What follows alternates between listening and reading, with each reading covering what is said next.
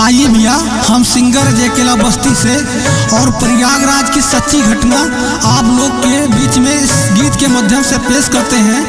एक बच्चा है, उसका पूरा परिवार इस मेला में खो गया है, कुछ लोग खत्म हो गए हैं। तो आइए वो बच्चा माता रानी से अर्जी लगाता है, क्या कहता है सुने।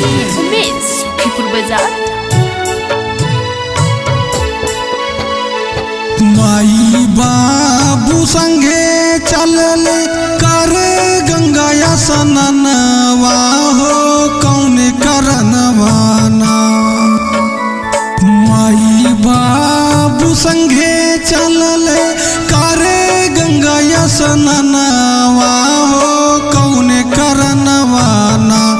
छीन लेलू बेटा के आचरवा हो, कौन करनवाना। छीन लेलू बेटा के आचरवा हो, कौन करनवाना। छीन लेलू बेटा के आचरवा हो, कौन करनवाना। Music by DJ Umesh, Shukipur बाजार।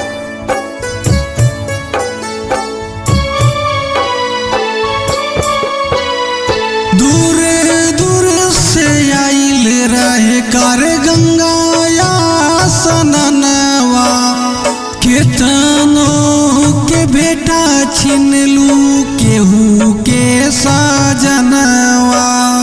केतनों के बेटा छीन लू केहू के सजनवा। दूर दूर से आइल रहे करे गंगा स्नानवा, केतनों के बेटा छीन लू केहू के सजनवा। केतनों के बेटा छीन लू केहू के सजनवा। बड़े भाव से आइले माई हम तोहरे धमवा हो, कौन करनवाना। बड़े भाव से आइल माई हम तोहरे धमवा हो, कौन करनवाना। छीन लेलू माई के आचरवा हो, कौन करनवाना।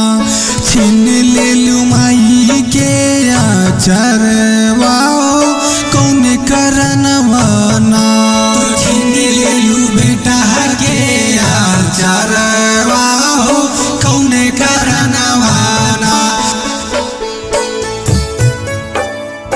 Music by DJ Umesh, Shukipur बाजार।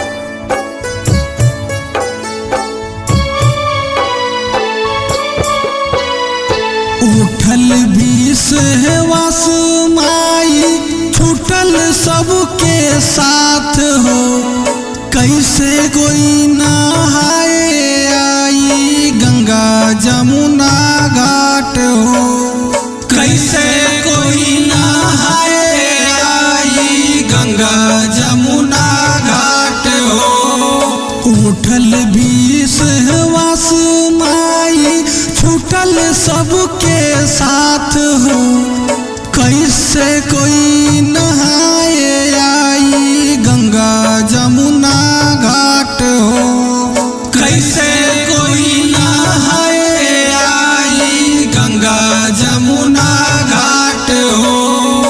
माई बाबू छीन लेलू जी कैसे ललनवा हो, कौन करनवाना। माई बाबू छीन लेलू जी कैसे ललनवा हो, कौन करनवाना। छीन लेलू बेटा के आचरवा हो, कौन करनवाना।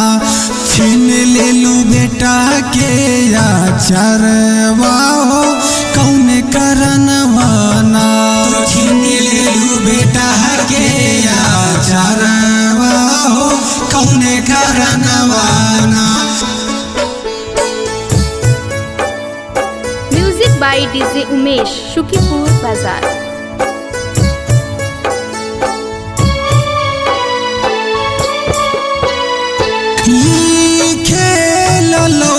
प्रयागराज के कहानिया गावे यहाँ जय केला माई तोर भजनिया गावे यहाँ जय केला माई तोर भजनिया लिखे लो कुछ यादो प्रयागराज के कहानिया गावे यहाँ जय केला माई तोर भजनिया गावे यहाँ जय केला माई तोर भजनिया माई बिन अन्हारू भैले बरसे नयनवा हो कौने करनवाना माई बिन